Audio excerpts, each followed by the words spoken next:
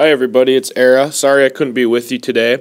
I'm going to use a tool called Explain Everything to share with you some of my reflections on some learning that I've had in the last month based on my attendance at several different Marzano trainings, including the multi-district day with Sonny Manana and the iPad Summit. And so I just wanted to share some of my kind of big ideas or ahas that I had with you around technology and teaching. Before we really dive in and get started, I want to take 30 seconds. I want you to turn and talk to your neighbor about this question. What can we do now that we couldn't do before we had iPads as a tool? So I'm going to give you 30 seconds.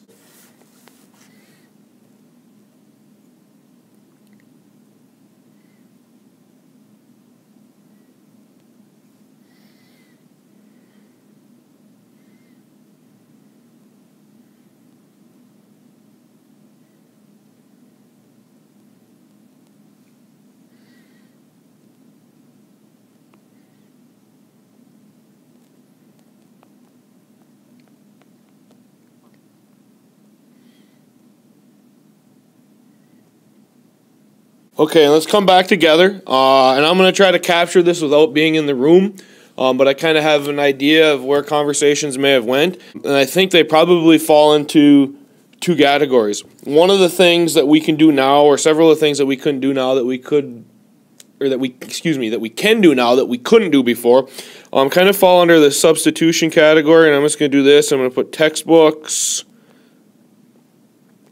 I'm going to put paperless.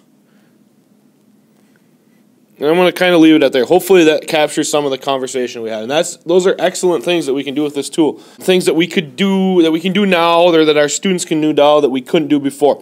One is that we have instant access. I'm just going to put to the net. We have instant access to the net. We can get there all the time. There's no more checking out a computer lab and taking the kids up there for a week.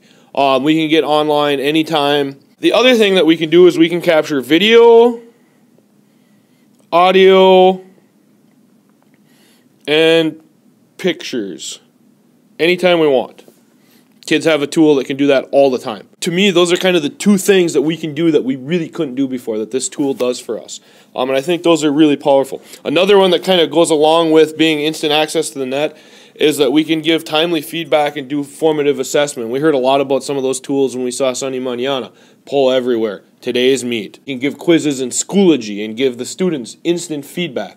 Now, I know we can do that. That can be done with pencil and paper and other ways as well. But I think this is a really powerful piece, that we can get instant results as teachers from formative assessments, and students can get instant results and instant feedback. And that's something that was harder to do before. One of the mantras that we heard at the iPad Summit, and really that I think we've been hearing in Marzano training as well, is this idea of focusing on the process of learning.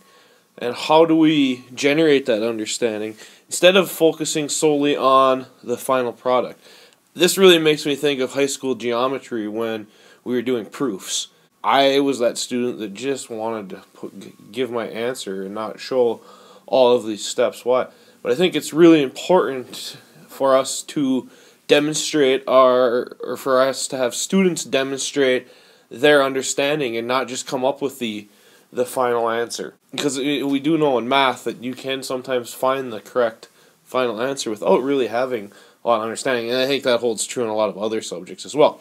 One of the things that we heard about at the iPad Summit that really fits with what we've been doing in Marzano is this idea of using this tool to capture video and to capture audio and to capture pictures, and also to perform formative assessments that really capture student learning and capture what the students know in that moment and document it and create an archive or artifacts of learning. And that was one of my big takeaways as to, we have this tool, how does it fit within our pedagogy?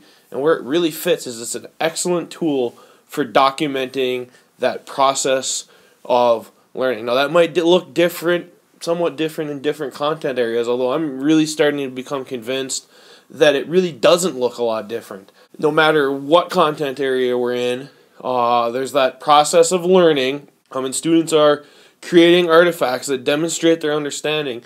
And now we have a way to capture that. And before we really didn't. It was a lot harder to capture that. And now we have the tools to do that. Another takeaway for me, and I knew this, but it's good to be reminded of this, the iPad is not the teacher.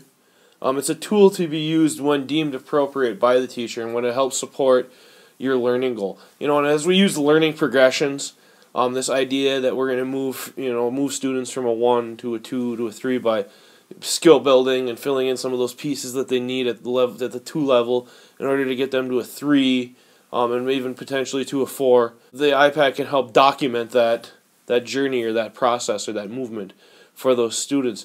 And really, a lot of times that could be the 4 project can be looking back and reflecting on how did we move from a 1 to a 2 and how did we move from a 2 to a 3. And this tool helps us do that. But it's really you as the teacher that needs to be guiding that and guiding those students in that direction and providing kind of the environment that allows students to document that. I don't know that it was an aha moment for me, but it was a great reminder was this graphic right here. These two things are not the same. They're not the same tool.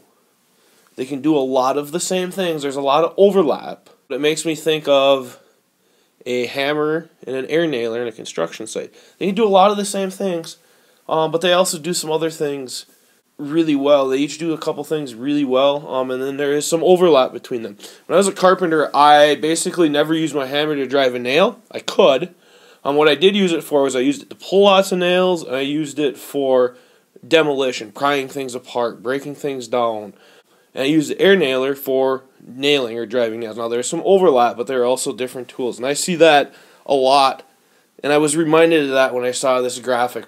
I'd been having some discussion about teachers and tech integrationists from other districts and people within our district about devices with keyboards.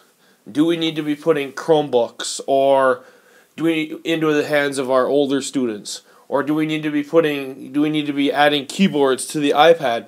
And when I saw this graphic, I was really reminded that they're not the same thing. The one on the left, the iPad, it has video capabilities.